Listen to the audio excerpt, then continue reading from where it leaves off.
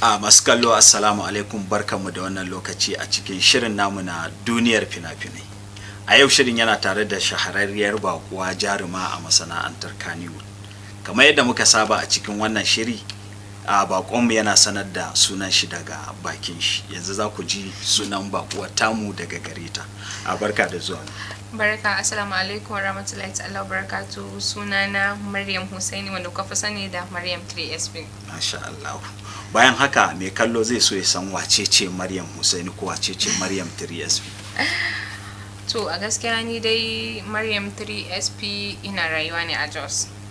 Na yi makaranta na a Jos kafin na shiga harkar fina-finai. To menene ya baki sha'awa ke ka fara harkar fina-finai? Gaskiya tun ina primary school Allah ya sa mun san harkar fim saboda inda na ga suna faɗakarwa da wa'azantarwa da kuma nishaɗi. To Allah ya sani sai na ɗauka a matsayin da cewa zan shige shi ne da yadda ni ma ina da wani saƙon da nake so in isar, amma ba ni da wata hanyar da zan iya sanarwa, shi sai na zaɓa na ci kawai bari in shiga. To da kika taso a koda yaushe zaki samu musamman ku mata idan kuka ce za ku yi wannan sana'a ta fim akan samu kalubale da cece ku ce har iyaye su ce wasu su yarda wasu ba su yarda ba. Ke al'amarin ya kasance da ke? Gaskiya ni ma dai na samu wannan kalubalen gaskiya, saboda da na zo na ce wa mamana da babana zan shiga harkar fim, mamana ta yadda amma babana cewa a'a, saboda an faɗa musu da cewa duk wanda da yake harkar fim ɗan iska ne, zai zama karuwa da dai wasu abubuwa gaskiya. Amma cikin yardar Allah da na faɗa wa Ubangiji, sannan kuma na fahimtar da mamana cewa ita wannan sana'a idan ka ɗauke ta a sana'a za ka ɗauke ta, za ta tafi da kai ne haka, idan kuma ka ɗauke ta a shashanci za ta tafiyar da kai. To da na mata bayani sai ta mai bayani har kuma yadda shi ma ya amince. To da kika shigo wannan masana'anta, kin san a rayuwa kowane irin mutum zaki samu duk abin da zai fara watakila yana da ubangida ko kuma yana da tsanin da ya bi har ta kai shi gagacin abin da yake so. Ke ta yaya kika samu ko kuma wa kika samu har kika shigo cikin wannan harkar? To gaskiya ni dai na ɗan yi tafiya masu ɗan yawa kafin na zo inda nake a yanzu, saboda ina son harkar fim ɗin amma kuma ban san ta ina zan fara ba. So daga nan idan na ji an ce wani ai producer ne, na kan je in same shi in ce ina so zan shiga. So to har ban dai samu nasara ba, Allah ya sani. To daga baya kuma sai Allah ya zo ya haɗa ni da AKG, mun zo mun fara aiki tare da shi har ma ya mun waƙoƙi, kafin daga lokacin kuma sai na koma 3SP. To mai kallo zai so ya san, kamar yadda kika ce kin yi tafiye-tafiye, mai kallo zai so ya san ina da ina kika je kafin dan ya fahimci irin watakila kin sha wahala ko biki sha wahala ba. Gaskiya idan na ce ban sha wahala ba na yi ƙarya. Ina da ina kika je? Gaskiya lokacin inda muke a lokacin bana cikin Jos, muna Sabon Gari.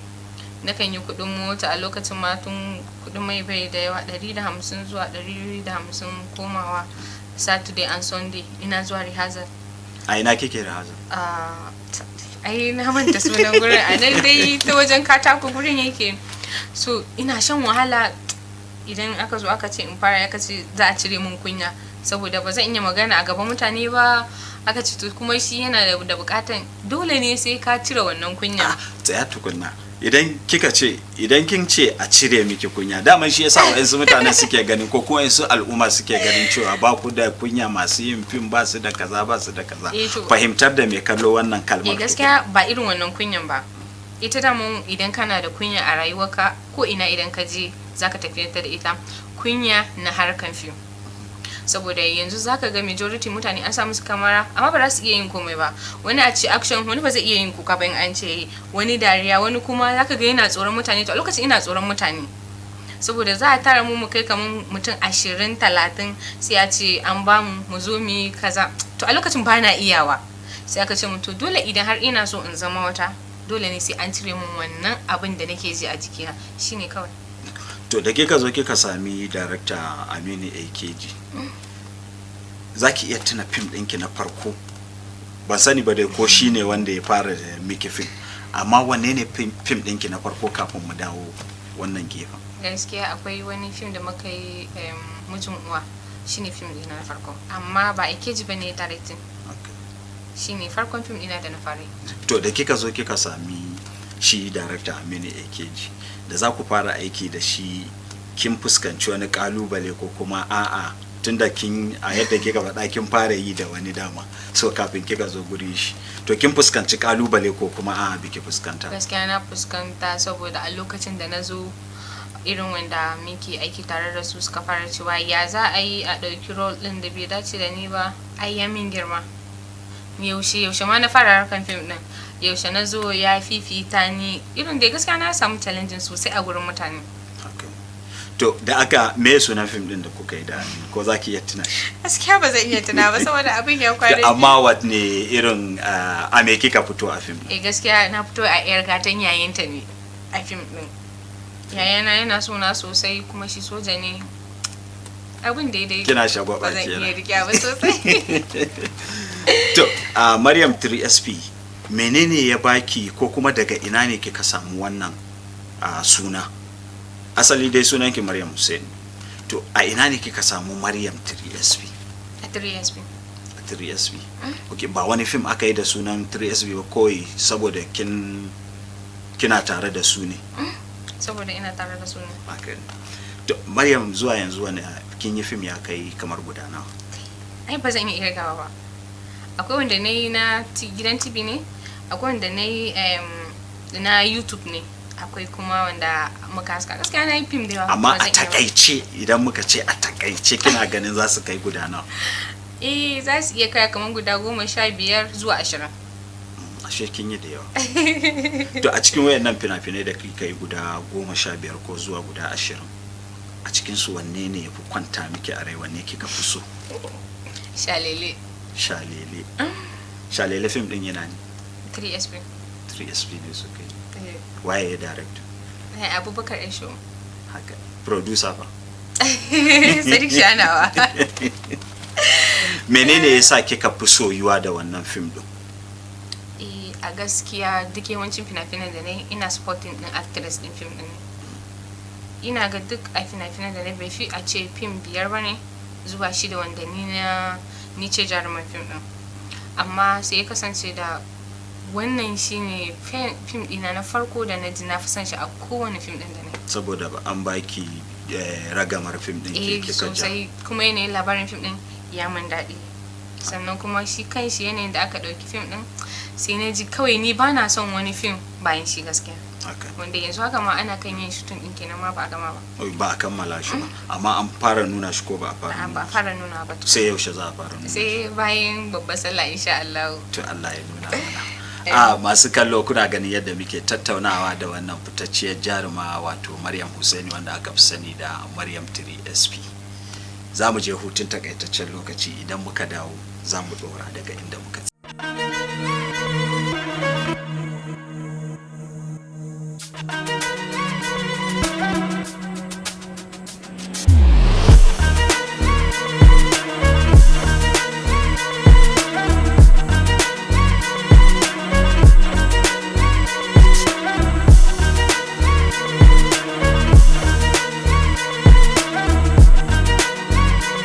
Per day. I was taking 8 ampoules of pentazosine daily. European shisha, cocaine. I became a user, a dealer, and a gangster. I saw other users drowning. I knew I didn't want to be like them, but I was already trapped. My family disowned me. My employment was terminated. I sold my car, sold my house. I'll go out well-dressed and return shoeless, shirtless in exchange for drugs. I was seeing things that were not real, and I once stabbed myself because I felt something crawling under my skin. I contacted NDLEA and started therapy. I spent 3 months in therapy. I spent 8 months. It's easy to relapse, but your mind has to be stronger than the cravings. Drugs does not love you. You are not the one using drugs.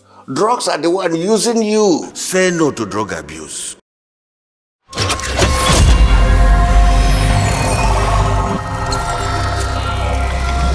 Masu kallo barkanmu da dawa daga hutun takaitaccen lokaci. Kafin mu tafi hutu muna tattaunawa da wannan fitacciyar jaruma wato Maryam Hussein wadda aka fi sani da Maryam 3SP. Maryam barkanmu da dawa. Barka.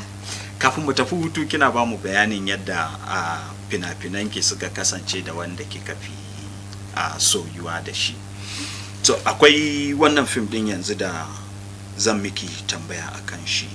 Tuna min sunan shi. Sabon Salo. Sabon Salo. Sabon Salo menene sakon da yake cikin shi? To sakon da yake isarwa shine game da yan TikTok ne, saboda zaka ga a yanzu mutane suna ta kuce a TikTok, wannan ta zagi wannan, wannan ta zagi wannan, wannan ta zagi wannan. So hasali ma ba a ma san menene wa yake janyowa ake yin faɗan ba. To sai daga baya ne sai aka fahimci cewa ashe duk linkin ne, abin a shirye ne. Idan kana neman followers dole ne sai ka ɗanyi wani abin da za ka janyo ra'ayin mutane, saboda shi abin yana son rinjaye ne. Amma kafin me nisa kina TikTok? Ina yi. Ina sauraren ki. Yana rinjayen mutane, so to ta ina za ka fara? Saboda gaskiya yanzu a TikTok idan yanzu ka san halin mutanenmu, da za ka yanzu ka wa'azantar ko ka yi karatun alkur'ani da dai sauransu, ku ne za su iya binka ko kuma su maka lakin. Amma yanzu da za a ce ai wace da wace suna faɗa, wannan ta zagi wancan, to yanzu nan a cikin awa ɗaya ka iya samun followers 1,000, 2,000 kai fin haka ma. Suna so su tabbatar ko su ji menene dalili ko menene to shine sai aka yi fim din akan irin wa'annan mutanen. A matsayin ki na wadda kika fito a jaruma ce a cikin fim din, ko wane ne jarumin fim, ko kuma zallan mata ne suka yi? Ba zallan mata bane, amma fim din haɗaka ne. Ya zama na cewa akwai cakwakiya ne, wannan part din da wannan part din da wannan part da kashi daban-daban. To ke a gefen kashin naki ke da aka hada? Gaskiya mu uku ne, akwai ni, akwai basarakiya, sai dai ci gaskiya na manta sunanta. Ko kuke yin fada a TikTok din ke? Amma da yake muna mai ya zama na da damfara ne ga mazan da za su dinga ɗaukan 'yan mata suna kai suna lalata da su, to sai muke amfani da wannan damar muke karɓan kuɗi a gurin su. Don ku wa'azantar da su ko ku ja kunnen su kenan? Saboda gobe su daina. Haka ne.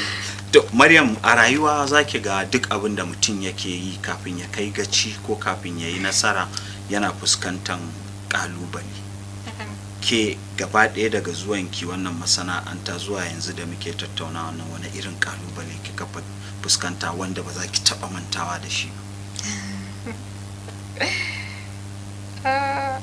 Gaskiya wannan sirri ne, ba zan iya faɗa ba.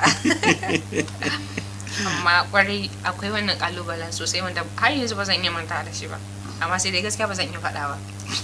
To mu koma gefen nasara fa, daga lokacin zuwa yanzu wace irin nasara ke ka samu? Gaskiya alhamdulillah na samu nasara sosai. Akwai kudi a ciki? Akwai kudi a ciki, saboda alhamdulillah daga farawa na zuwa yanzu na mallaki abin da na samu. Saboda kamar yadda na faɗa maka, idan ka mai da ita kasuwanci hakika za ka samu kuɗi. Idan kuma ka mai da ita da cewa kawai ka mai da ita ne wajen shagali ne, a yawo ne, to a iya abin kawai za ka tsaya. Gaskiya na samu nasarori fiye da inda ma mutane ba sa tunani, kuma har ga Allah harkan fim ta rana sosai, saboda ni na ɗauke ta a kasuwanci ne, ban ɗauke ta abun wajen wani yawon duniya ko kuma gurin buɗe ido. Na ɗauke shi ne a matsayin sana'a, kuma ta taimake ni, ina kuma gode ma Allah da haka. Masha Allah. To idan muka dawo yanayin da muke yanzu a cikin shi, a baya harkar fim tana tafiya yadda ya kamata, wanda duk yanda ka sa, ga misali ga produsoshi, yanda ka sa kuɗi zai dawo ka ci riba ko kaninka. To yanzu sai aka sami dakushewar kasuwa ko kuma aka sami matsala a kasuwar fim din ma ba a siya, baya tafiya. Da farko me ya kawo wannan matsalar kafin mu zo dalilin da yasa ba a siya? Menene ya kawo wannan matsalar? To ni dai ba marketer bace, amma dai saboda ina zama da daraktoci dai wasu kalilan, akan iya cewa problem din da ake samu ga mu ne mutane, ba wai wani bane. Saboda majority yanzu a cikin al'umma kashi 2 ne suka yarda da cewa film sana'a ce, kashi 8 ba su dauke ta a matsayin sana'a ba. To sai kasance kuma bayan wannan son zuciya na irin mutane, sai kasance da cewa malamai da masu fada aji su ma sukan sa ido akan yan film.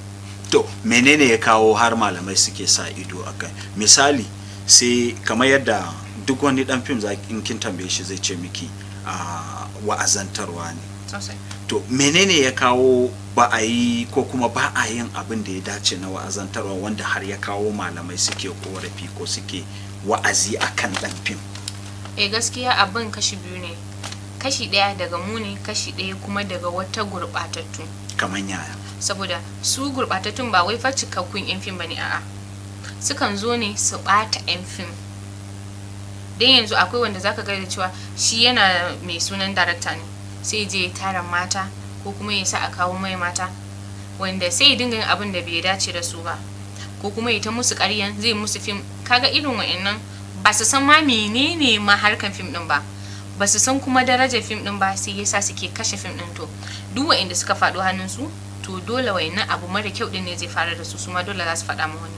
To amma kan mu wuce wannan gabar, akwai zaki samu ita wannan harkar fim din zaki akwai kungiyoyi sannan akwai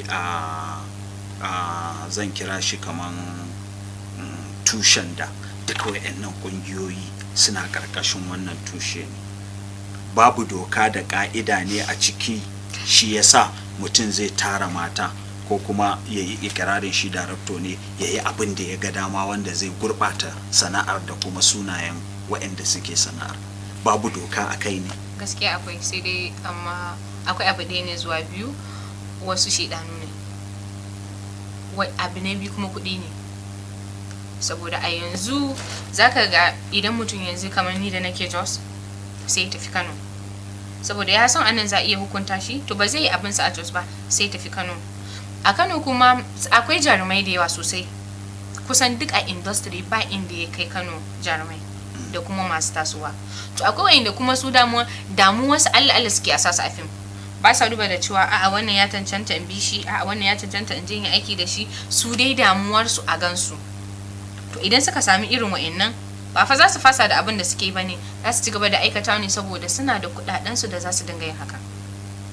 To kaga hukunta su ma wa'annan sai dai kai Allah ne zai hukunta su. Haka ne. To mu dawo kan maganar cewa korafin da ba malamai ba al'umma ma suke yi musamman akan tarbiyya. Sukan ce masu harkar fim suna bata tarbiyya. Idan aka zo kaman ku mata wajen shiga, irin kayan da kuke sawa, idan aka zo gefen rawa ta girgiza jiki da menene irin makamantan wayannan abubuwan, shi ya kawo har mutane suke korafi ko kuma suke ganin cewa lalata tarbiyya ne, ko kuma kuna ikirarin cewa wa'azantarwa kuke, wanda shi ya kawo malamai suka yi mai da martani. To a zahirance wannan abun kusa abin da suke faɗa gaskiya ne, saboda mu ne muke ba da kofar yin haka, saboda al'adan Bahaushe ba a san Bahaushe da sa riga da wando ba, musamman mamaci. Ba ma riga da wando ba, hatta a tamfa haka akwai yanayin ɗinkin da zaki ga mutane suna wance ta sa wata atamfa wadda bai dace ta sa. To sai zaman da cewa a yanzu a cikin kashi 10 wata zai yi wahala ka kalli wakanta ko fim ɗinta ba tare da ta sa riga da wando ba. Asali ma akwai riga da wandon da idan ka saka ba laifi ba ne, amma wanda akwai wanda kai kanka ma idan ka saka aka ce wannan bai dace ba, wannan kenan. Na biyu kuma mu ne muke ba wa kanmu kofa, kamar da na gaya maka za mu tafiya harkan fim. Na farko za mu iya shiga cikin jama'a ne, za mu je gida ne, wasu gidan matan aure ne za mu je, amma sai ya kasance da cewa ɗabi'un da muke yi shine yasa suke rike mu suke faɗa. Idan yanzu mace ba wahala ta kama namiji ko kuma a fara wasu wasannin da bai kamata ba, hasali tunda a gaban mutane muke, dole su kuma abin da fa mutum ya gani da shi yake yi. Saboda ni yanzu a ce ina son jarumi sosai, ina son Alinuhu ko Adam A Zango ko Gabon, ina mutuwar san su, sai ran da na fara ganin ta sai in ga tayi wani abu da ba daidai ba, to wani abu ba zai taba manta mun ba. Duk yanda za a fahimta da ni ba zan fahimta ba saboda ido na ne ya ganin mun. Amma ko ba kuma facing din a haduwar mu da ita na farko, idan na ga ce wani abu mai kyau shikenan ta tafi da ni, zan je in ta faɗa ne, ka ai wanci tana da kirki, kun ga ta yi kaza, a'a wane yayi kaza. To irin wa'annan abubuwan mu muke ba wa kanmu kofa ta wajen yadda za a zage mu gaskiya. To wani irin kira zaki wa jarumai a wannan gabar, musamman irin wannan abubuwan ko kuma wata halayya da an zo gurin daukar fim ake yin ta wadda kamar yadda kika faɗa wani gidan matan aure ne, a'a idan a waje ne akwai wayanda za ka ga sun taru suna kallon abin da ake zo ana ɗauka. To wani irin kira zaki a wannan gabar wa jarumai don gyara ko kuma lura da irin al'amuran da suke gudanarwa a wurin ɗaukar fim? To a gaskiya abin da zan ce dukanmu ne za mu gyara, mata da maza. Ya kamata a ce a duk lokacin da muka shiga cikin, kai ba ma sai mun shiga cikin jama'a ba, idan har kana da tarbiyya mai kyau a kowane lokaci idan ka je, kar wannan tarbiyyar ta ta fita daga jikinka, saboda kamar yadda na gaya maka akwai gurɓatattun da suke gurɓata ka, to kar ka biye su. Idan yanzu ka ga mace ta zo za ta canja kaya, za ka iya nuna mata guri, jiki ki canja a guri kaza, kar ka yadda ta canja a gabanka, saboda idan ta yi gobe ma wannan za ta yi. To ni kiran da zan yi anan shine dan Allah da Annabi mu gyara. Idan muka gyara haka shine zai sa duk wani korafin da ake mana na zagi ba mu da tarbiya mu gyara haka, saboda gaskiya idan ba wai mara tarbiya ba babu yanda za a yi ka zo ka canja kaya a gaban mutane a dai nena wata musamman ya mace. To musamman mace, har namijin ma ba abu mai kyau bane. Tsaraici diyan da yake yana da kyau a dinga rufe shi. To ya kamata mu gyara wannan wajen in za mu sa sutura mu nemi inda za mu dinga sa kaya, sannan kuma mazan su dinga ba mu haɗin kai wajen idan na zo na ce dan Allah dan fita zan je zan sace kaya, mutum ya fita, saboda akwai wanda ba sa jin haka. Idan zaka ce dan Allah dan fita zan canja ka, sai ce ai dun mu ne, ai duk gaba ɗaya ne. To ire-iren su ne suke ja abubuwan suke taɓarɓarewa. In ce da Allah dan fita to zan saka, to me ki canja a gaban mu, ai duk ɗaya ne. Ina mace da namiji suka zo ɗaya. To ina gani idan muka gyara wannan kurakuran wajen tufafin suturan mu, mu san wasu irin kayayyaki za mu dinga sakawa. Na biyu, idan muka shiga cikin al'umma a kowane lokaci mu dinga nuna cewa mu mun samu tarbiyya daga gidan iyayenmu. Idan muka yi haka shine kawai babu wata korafi akan mu. To Hajiya Maryam, mu koma wancan maganar namu na abin da ya lalata samu a harkar fim. Idan kasuwa ce ta gurɓace ko ta lalace, shi ya kawo har yanzu a garin Jos kusan fim din in ba ce ya tsaya ba dai yana dab da tsayawa. Menene ya kawo wannan matsala? Abin da ya kawo ɗaya ne zuwa biyu, son zuciya da bakin ciki shine yake sa kowane abu da kake ganin shi ya lalace. Saboda bayan da za ka yi a baka kuɗi a ce ka tara mana actress za mu yi fim, ka cinye kuɗin da yake gaskiya ana yin haka. Ko kuma yanzu kai da kake ogana sai ya ci maka, ina so ka kawo min Maryam za ta zo ta mu aiki. A yanda kake mike da ni da kai, ka san na dauke ta sana'a ne kai ma haka. To kai ne zaka kwato min mutunci na a gurin sa, saboda ni ban san shi ba. Idan ya ce maka kawo min Maryam, ka ce wance kaza zaka biya ta kafin ta zo maka aiki. Amma sai ka ce a'a ba, ai ba damuwa, ai da ni da Maryam ha ba, ai kan baka da matsala da ita. Sai ka karbi kuɗi na.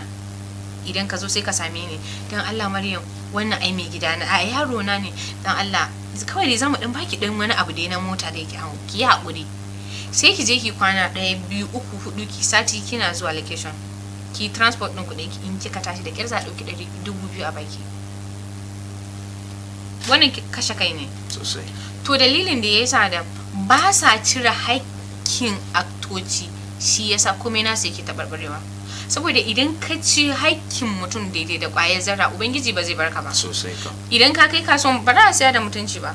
Hasali idan an siya na farko, to kai fa ba za ka taɓa yin arziki ba a rayuwanka, saboda me ka riga ka sa son zuciya a ciki. Karshe yawa na irin kira zaki ba daraktoci, produsoci da ku jarumai da duk wanda dai yake da ruwa da tsaki a harkar ɗauka ko wajen ɗaukar fim, wani irin kira zaki musu?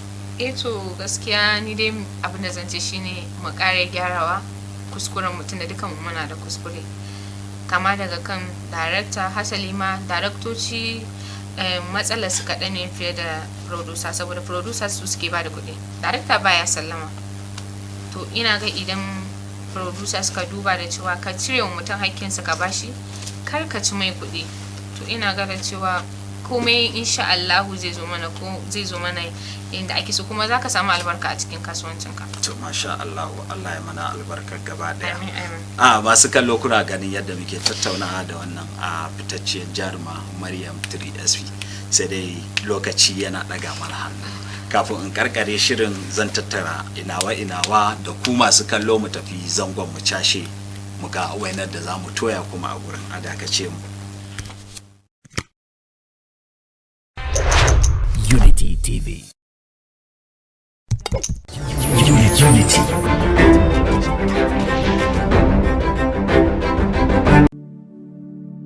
I was the head boy in my primary school, senior prefect and best graduating student in my secondary school, but drug abuse almost ruined my life. I was on an average of 2 grams of cocaine per day. I was taking 8 ampoules of pentazosine daily. European shisha, cocaine. I became a user, a dealer, and a gangster. I saw other users drowning. I knew I didn't want to be like them, but I was already trapped. My family disowned me. My employment was terminated. I sold my car, sold my house. I'll go out well-dressed and return shoeless, shirtless in exchange for drugs. I was seeing things that were not real, and I once stabbed myself because I felt something crawling under my skin. I contacted NDLEA and started therapy. I spent 3 months in therapy. I spent 8 months. It's easy to relapse, but your mind has to be stronger than the cravings. Drugs does not love you. You are not the one using drugs.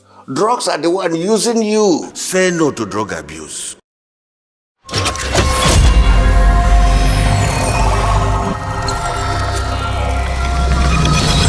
Unity TV.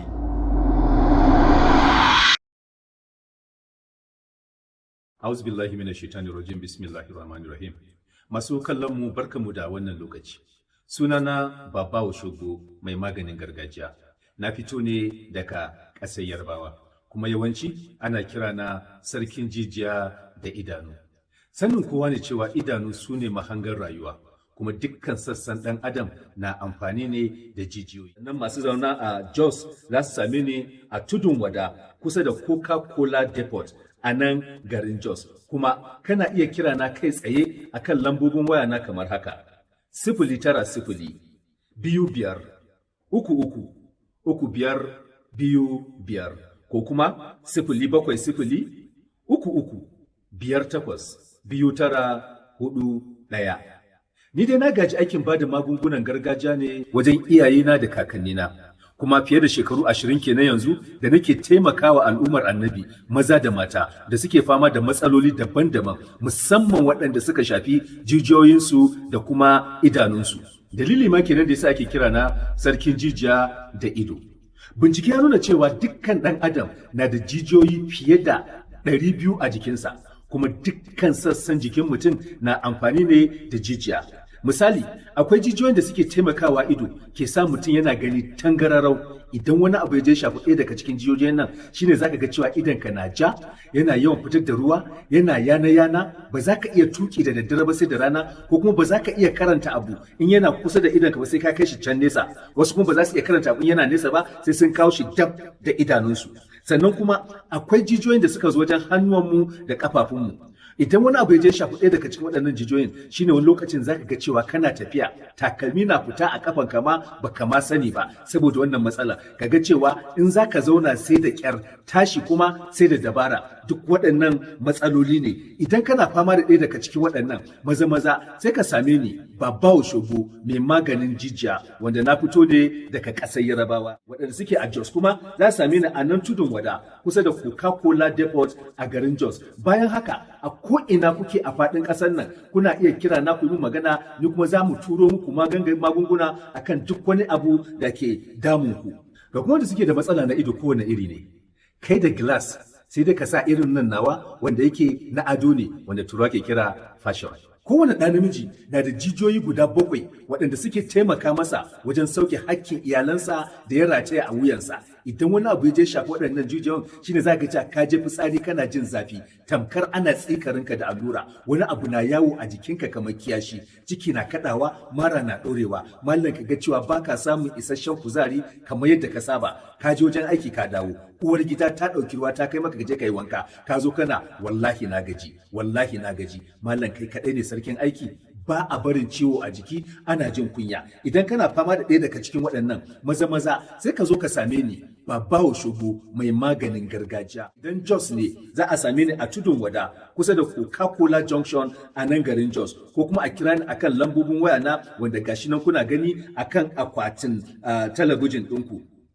Wannan matsala na jijiyoyi da muke magana yana damun maza, yana damun mata, yana damun manya, yana damun yara. Ba a barin ciwo a jiki, ana jin kunya. Wanda an yi aure shekara da shekaru ba a samu ƙazantar ɗaki ba. Ubangiji Allah subhanahu wa ta'ala mai kowa mai komai shi kaɗai ke ba da ɗa, ya ba wanda ya so ya hana wanda ya so. Amma idan matsala ne na rashin lafiya, to insha Allahu idan ka zo ka same ni Babawo Shogo za a samu dacewa. Bayan haka akwai da suna fama da ciwon koda wanda ake kira hepatitis, ko B ne ko C ne. Insha Allahu komai daɗewarsa a jikinka idan ka zo ka same ni za a samu dacewa. Kuma ko da ba ku zo ba, ko a ina kake zaune a faɗin ƙasar nan, in dai ka kira mu za mu iya turo maka magani ya zo ya same ka, wanda kuma za maka bayani yadda za ka yi amfani da magungunanka. Kada a manta waɗanda suke Jos kuma za su same ni a nan Tudun Wada kusa da Coca-Cola Depot a garin Jos, ko kuma a kira ni kai tsaye a kan lambobin waya na gashi nan kuna gani.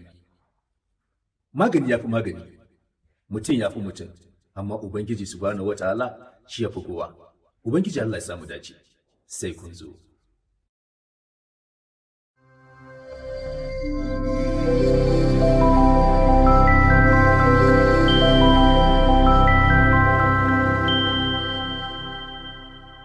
Assalamu alaikum wa rahmatullahi ta'ala wa barakatuhu. Masu sauraron mu a gida da wuraren ayyuka, muku sallama irin ta addinin musulunci. Kamar yadda kuka sani, sunana Alhaji Bashir babban yaya, wanda ake wa lakabi da mijin mace hudu.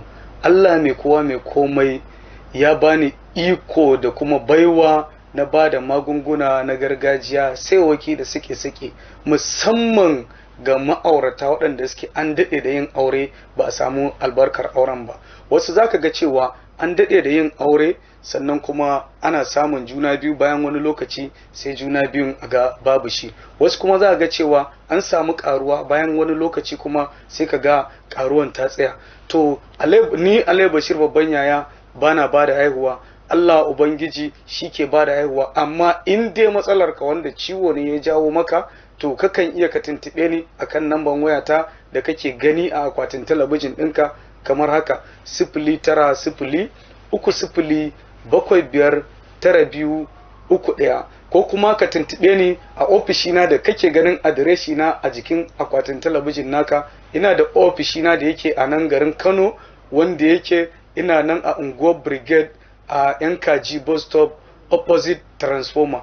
Ko kuma ga mutanen da suke Sokoto, kukan iya ku tuntuɓe ni a ofishina da yake nan All Airport Road ta nan gefen filin Trade Fair. Kamar yadda kuka sani cewa akwai matsaloli da dama waɗanda suka jawo matsala na rashin haihuwa. Ga maza sukan iya gane cewa sukan samun tsinkewar sinadari da karancinsa ya yi kaɗan, ko kuma ya zama babu sinadarin gaba ɗaya. Sannan kuma za ga cewa ka samu rauni a matsayinka na ɗa namiji. A duk lokacin da ka ziyarci gida so ɗaya, za ka ga cewa ba za ka iya buƙatar ziyartar gida ba, ko kuma ka ga cewa an ɗauki wasu lokuta da dama ba ka iya ziyartar gida. To wannan matsala ce babba. Kada ka ce ka je can ka gaji, kafin Allah Ubangiji ya saukar da cuta sai da ya saukar da maganinta.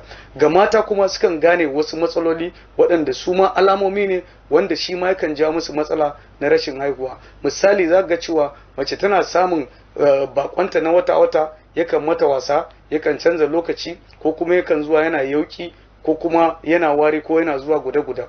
Wani lokacin zaka ga cewa sukan ji wani abu na musu tauri a ciki, har yana motsi kamar ɗa, kamar kuma dutse. Wani lokacin ma za a ɗauka juna biyu ne, sai kuma a ga ba juna biyu bane ba. Baya ga haka za ga cewa wani lokacin za ga mace ta samu juna biyu, ana murna juna biyu ya samu, sai kuma a ga babu shi ba masu 'yan lokuta. To wannan matsala ce babba. Idan kuna fama da irin wannan matsala, ku hanzarta ni Alai Bashir babban yaya, ku same ni a shagona a nan garin Sokoto, ko kuma a garin Kano. Idan a Sokoto za ka same ni, ina nan a All Airport Road, Mabera All Airport Road, nan daula da filin baje koli, ma'ana Trade Complex kenan, ina kusa da gurin. Idan a Kano ne, ina anguwar Brigade, ma'ana nan Yankaji bus stop kusa da transformer, shagona yana kallon transformer na 'yan kaji bus stop, ko kuma ka tuntuɓe ni a nambar wayata da kake gani a akwatin talabijin ka don neman ƙarin bayani da shawarwari.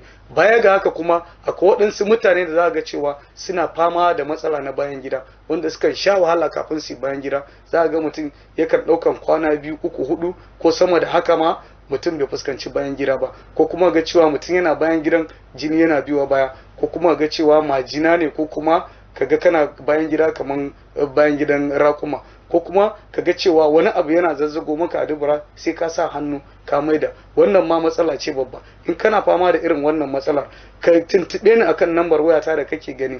Kada ka ce ka yi nisa, duk da ina Najeriya, waɗanda suke wajen Najeriya musamman Nijar, Ghana, Abidjan da sauran gurare wanda lokaci ba zai bamu dama mai bayani ba, to ku hanzarta ku tuntuɓe ni akan nambar wayata, ko kuma idan kana kan WhatsApp ka tuntuɓe ni akan nambata, za mu yi magana da kai. Kuma insha Allah na shirya muku hanyoyi da dama wanda za ku samu magungunan ku a kofar gidanku a kowane gari kake a faɗin Afirka.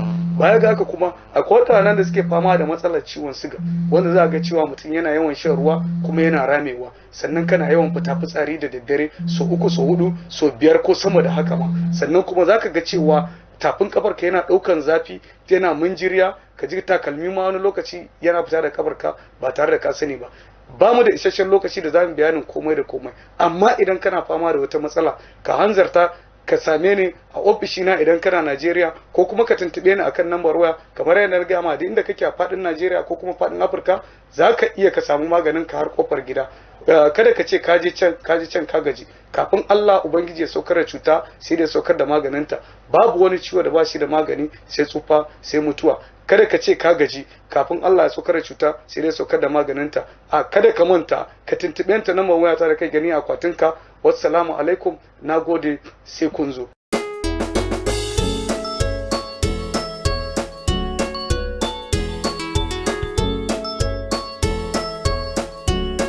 Assalamu alaikum wa rahmatullahi ta'ala wa barakatu.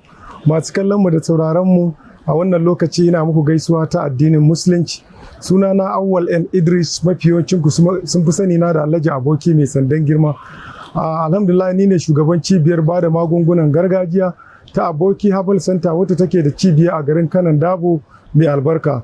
Ina so in yi amfani da wannan dama in sanar da jama'a cewa har yanzu muna ci gaba da taimakawa jama'a masu fama da matsala ta rashin lafiya, musamman ma mazaje wanda suke fama da matsala ta wajen mu'amala ta auratayya.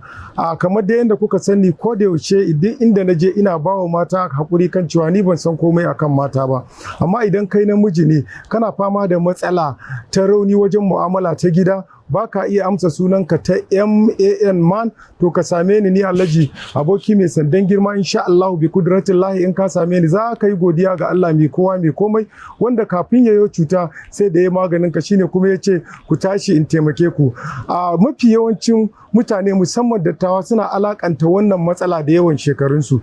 To ni Alhaji Aboki mai sandan girma ina farin cikin sanar da kai cewa babu alaka ta ainihin shekaru da matsalolinka. Za kuma ka iya yarda da ni idan ka ga a hali yanzu yaro dan shekara 20 ko sama baya iya mu'amala ta gida sai ya hada da wayansu 'yan dabaru. Wannan abun takaici ne kwarai da gaske. Don haka ne ma muka ga ya dace mu yi bincike, mu jajirce domin ƙara dankon zumuncinka da iyalinku. Ku sani cewa wannan matsala ce wadda ta shafe ka, ta shafi iyalinka. Kuma bayan ci, sha, tufatarwa da ilimtarwa, akwai kuma gamsarwa wanda tana cikin shika-shikan aure. Kuma ya zama dole a matsayin ka na mai gida ka sauke shi. Saboda haka ne har kullum muke ba da shawara cewa don gudun kada a cutar da abokanan zaman sakamakon wata zuri'a da aka samu, ko kuma su dalilai wanda lokaci ba zai iya bamu dama mu yi bayani a kansu ba, ka tuntuɓe ni ga namban waya na a screen ɗinka kana kallo. Ka sani cewa wannan matsala ce wadda ta shafe ka, ta shafi iyalinka. Saboda haka karkace na je can na je nan, kada ka yi tsufan kwando ne kawai yake tsufa ta kasa. Masu fama da wannan matsala akwai alamomi 1, 2 zuwa 3 da za su iya ganewa. Matsalolin sun hada da ɗaukewar sha'awa gaba ɗaya. Za a ga wayansu ma suna proud da shi amma matsala ne. Sannan kuma za a ga mutum ba zai iya fuskantar gida sama da su ɗaya ba. Wani lokacin mutum yana ɗaukan kwana 2, 3, sati guda ma ba tare da ya ziyarci gida ba. Sannan kuma yakan haifar da matsala ta tsinkewar sinadari da dai sauran abubuwa wanda lokaci ba zai iya bamu dama mu yi bayani a kansa ba. Ban ban san komai akan mata ba, amma in dai kai namiji ne kana fama da wannan matsala ta rauni wurin mu'amala ta gida ko shekara nawa ta yi a jikinka, ka same ni Alhaji Aboki mai sandan girma. Insha Allahu bi kudratillahi in ka same ni zaka yi godiya ga Allah mai kowa mai komai wanda kafin ya yi cuta shine ya maganinta, shine kuma ya ce ku tashi in taimake ku. Ka kuma san Allah mai cika alkawarin da ya bawansa ne. Ba mu da isasshen lokaci don neman ƙarin bayani da shawarwari muhimmai akan wannan matsala, amma ko ina kake a nan duniya akwai hanyoyi sauƙaƙa wanda maganin ka yana iya isa har inda kake. Ga nan ba nan a cikin screen ɗinku kuna gani, ga kuma masu matsala ta ido bari in gaya muku 080 35 666 960 ko kuma 080 24 37 4151. Na gode, ma'asalam, sai na ji.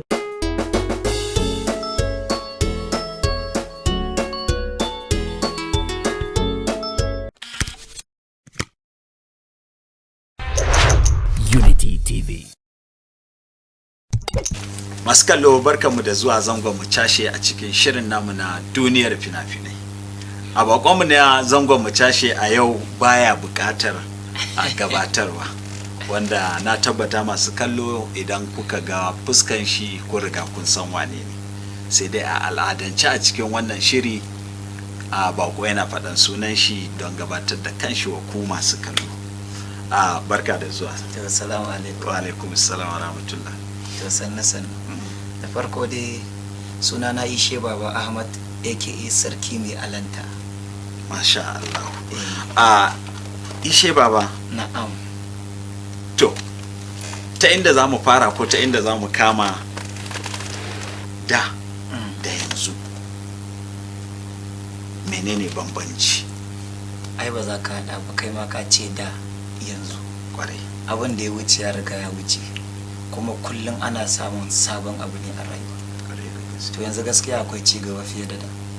Masu kallo sun san, musamman masu bibiyar irin waƙoƙin da kake sun tabbatar da wannan maganar da kai, saboda yanzu waƙoƙin da kake yi yanayinsu da yadda kake yin su da yadda suke fita akwai bambanci sosai. Shi yasa daman na yi wannan tambaya. Mai kallo zai so ya ji daga bakin ka menene sirrin? Sirrin kenan, saboda duk inda zamani ya zo ya kamata ka bi ta haka. In ka ce abin da kake yi da shi za ka dinga taho da shi har yanzu baka canja wani abubuwa naka, to sai dai kullum a dinga barin ka a baya. Ita damun wannan sana'a ta gaji haka, saboda a koda yaushe komai na iya canjawa sosai. A yadda na sani ko yadda mai kallo ya sani, ya san kana cin kashi bangare biyu. Ya fi bangare biyu ma gaskiya. To bangare nawa ne? Ai bangare da dama. Kamar wanne da wanne? Na farko ina waka, na biyu ina fim, ana sa na dan fina-finai sun 1 sun 2 zuwa 5. Na uku kuma ina koyarwa. Koyarwa shine kaman jarumi da jaruman da su yi waka, ina zuwa ina koyar da, ina choreography din abubuwan da ya kamata. Zan koyar da jaruman, zan koyar da jaruman, zan koyar da 'yan rawa nawa, saboda yaran da suke rawa yanzu mata duk yarana ne, da su muke aiki. To mu dauko maganan, kafin mu dawo wancan gefen, mu dauko maganan yaran da kake koyar da su rawa. A zamanance ko kuma a yanzu zaka ga kana kokari a matsayinka na mai gida koyar da yara wani abu ko kuma wani al'amari da za su watakila gaba za su iya samun nasara a rayuwarsu. Akwai wani kalubale da kake fuskanta da yaranka ko kuma? Kalubalen guda ɗaya ne, iyakaci irin mutanen da muke harka da su, muke aikin da su, ba su san yaro ba, ba su san da ka samo shi ba, ba su san wahalan da ka sha da shi ba. In suka ga ka zo da yaro 1 2, to kokarin su ya za a yi su raba ka da wannan yara. To ka san a yanzu gaskiya, a yanzu masu alkawari ɗaɗɗai ne, ba kowa bane zai ga kana mai kokari saboda ya samu ya ci abinci, ya yi kokari ya rufa ma kai asiri. To duk mutumin da zai ma butulci a rayuwa, ka yi kokari karkace za ka sa shi a rai, ka samu ka rabu da shi lafiya. In yayi mai kyau gaba zai gani, in bai yi ba ma gaba zai gani. To kalubalen da muke samu kenan, mutanen da muke harka da su, muke aikin da su, mu zo aikin su suke kokari su raba mu da yaran da muke zuwa da su. to misali idan aka ɗauki yanayin yadda kake koyar da yaran na rawa kuma har su je su samu nasara ko su samu ci gaba ko kuma su samu biyan bukatar rayuwarsu, baka da wayansu ka'idoji da dokoki ne wanda idan mutum ya zo zai fara sanin su ko kuma zai bi su kafin? Kafin mutum ya zo mu fara aiki da shi sai mun gaya mai sharuɗan mu sai ya cika ya sa hannu. Ka san da maza aka sani kawai za a kawo su dinga background suna wannan, da zamani ya zo ni na fara kawo 'yan mata na yanzu wanda da aka ga duk rawan da aka koyar inda ya yi trending part of Hausa music, to ni ne choreographer, ni nake koyarwa. To in suka zo muka sa hannu muka koyar muka zo da matan, su 'yan uwanmu da muke aikin da su maimakon su rike girman su ne abin da ya kamata a zauna a rufa ma juna asiri, sai kokarin su ce da su dinga bin su da wani kaman soyayya da sauransu. Yara na ne kuma duka mata ne, kuma duk wanda nake ɗaukowa a cikin su kafin ce zan taho da ita wajen aiki sai na je na sami iyayenta, sun san ni na san su, sun san baran cutar da su ba. An baka amana, an bani amana kuma ni ina kokarin rike wannan amana. To wani mataki kake ko kuma kake shiri ko za ka ɗauka game da irin wannan matsalar da take fuskanta? In yarinya na gaya mata zan kira ta gefe in ce mata ga problem din ma industry, ki zauna mu rufa ma juna asiri, ki rufa ma iyayenki asiri, abinci kika zo nema. In na gaya mata na ga taki wa'annan sun fi ni rinjaye a gurin ta, ba fada ba komai, sai in bar musu ita. In na bar musu ita gobe kuma za ta gani da wasu. Ai gari da yawa mai bai cikin shi ban Hausa. To a yau in kika tafi dubin ki da su zo. In ka cutar da ita Allah na gani, in ka faranta mata ta samu abinci Allah na gani, ni dai na musu dan Allah ne. Mu dawo kan maganar waƙoƙi. A baya dai ni shaida ne zan iya faɗan sun kai 100 ko sun fi 100. Zuwa yanzu kai waƙoƙinka sun kai guda? Wallahi ban san adadin su ba, kullun yi nake saboda ni ma ina so a ce duk zamanin da ya zo a tafi da ni. In naga zamani ta zo da wannan concept din ina kokari a ce ni ma na bi ta. Yanzu ina da sababbin waƙoƙi wanda ban cire ba, akalla sun fi 20 suna kasa. Masu kallo a wannan gabar gaskiya ku zuba ido ku ji tsima, yaushe zaka sake su ko baka sa dai? Very sunan Allah da. To masu kallo ina so ni bidiyon su ne. Kwanan nan za ku sake ganin Ishe Baba da wani zan kira shi juko daban wanda har yanzu mu ma ba mu san menene ba. To Ishe Baba, waƙoƙi za a ce alhamdulillah, kamar yanzu yadda ka faɗa akwai kusan 20 ko sama da haka wanda ma baka sake ba. A waɗanda ka sake su baya wanda mutane da yawa sun gani, wani irin mu fara da kalubale, wani irin kalubale ka fuskanta a baya kan mu zo wayannan sababbin? Ai kalubale din in dai mutum yana raye, ai maganan kalubale ma ya zama dole. Duk abin da za ka yi a rayuwa ka gaba a samun wannan damuwa to ka daina shi. Iyakaci in kana samun wannan kalubalen ka zauna ka yi addu'a ka gaya ma ubangijinka, kuma ka zauna ka ce ma iyayenka su taya ka da addu'a, kuma ka yi kokari ka bi iyayenka sau da kafa. To Allah da duk abin da zai zo ma da sauki. Haka ne. To wannan Allah da albarkacin iyayena nake ci. Masha Allah. To nasara fa? Nasara an samu rututu kuma ana kaima. Saboda nasara na samu motoci ya fi 5 gaskiya. Ɗaya na rike, kuma ɗayan da na rike saboda iyayena. Sai na ga in na samu moto ina rabuwa da ita, in na samu moto ina rabuwa da ita, kuma kullum in da su fita ko wani damuwa ya tashi a gida sai mun nemo mai keke ko mai mashin, to sai na ajiye wannan motan sabida su.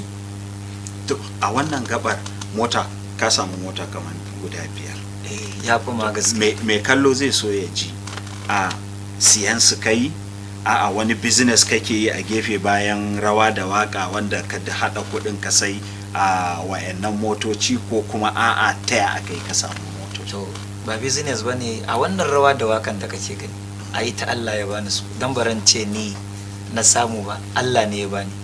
Saboda bana zaton ma dan samu sai in ga Allah ya bayar. Motan da nake wa ma yanzu ni ban taba kawowa ma ni zan hauta ba. sai Allah ya zo ya danka min ya ce ita a lokacin kuma da nake neman taimako, saboda a wannan time din gaskiya mahaifiyata ba lafiya kuma kullum ina ciwo in ga da kira mai keke ko mai tasi ya zo ya kai ta asibiti. Farin cikin da na ran da na kawo motar na gani na ɗauke ta na sata a ciki na kai ta asibiti safe na dawo da ita safe. Duk lokacin da ake bukatan asibiti ko wani abu ni zan zo duk abin da zan yi in bari in zo in kai ta in dawo. Tashin farko mota ta zo da albarka. Ai albarkan ma har yanzu tana ciki. Insha Allah. Da na tashi na zo na ce mata Hajiya zan sai da motar nan. Ba ta iya magana a'a ta ce mu. Saboda me lokacin ana ta buga ka san yau a samu ne irin abubuwan maka gane ai. Allah ya ji kanta da rahama. Amin amin. To abin da yake faruwa kenan. To kafin mu tafi hutu zan so mu dan taba abu guda daya sai mu dawo akan shi. Akwai wata waka da kai shaku wani sako wakan nan take bayarwa? To sabon rawa ne lokacin da aka kawo, sai na gani ma ya kamata a ce ni ma in tafi da wannan zamanin, sai na kawo ta kuma jama'a sun karba alhamdulillah. Masu kallo kuna gani yadda muke tattaunawa da wannan zan kira shi jarumi mawaki mai rawa a Ishe Baba. Za mu je hutun takaitaccen lokaci, idan muka dawo za mu dora daga inda mu tashi mu ba su rawa. Shaku shaku yan mata, shaku shaku yan mata, gwara gwara sai gobe, gwara gwara sai gobe, baby baby oh haka, baby baby oh.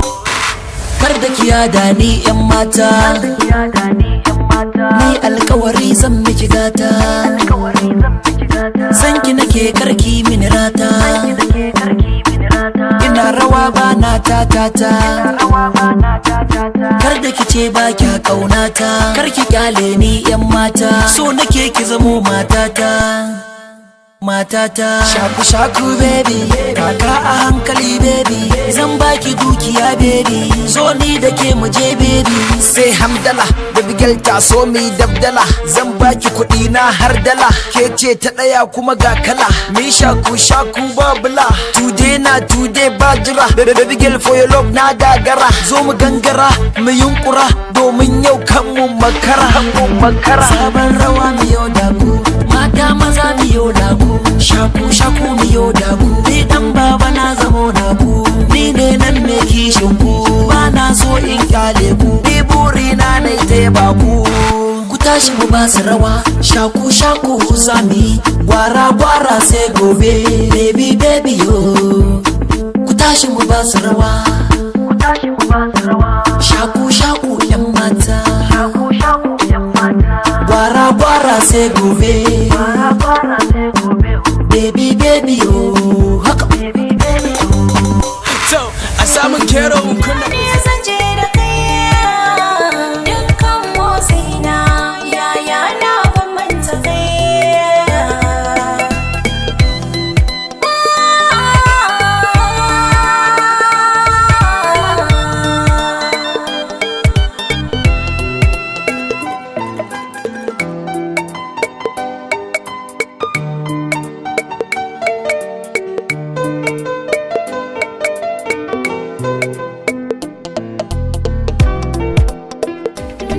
Ta so babu waiwaye har na isa, domin na riske ka na tsaya gunka don baka mini son wasa, na baka kaina da ciki na ka sani fadar kaɗan ba. Ishe baba, ishe baba, ishe baba.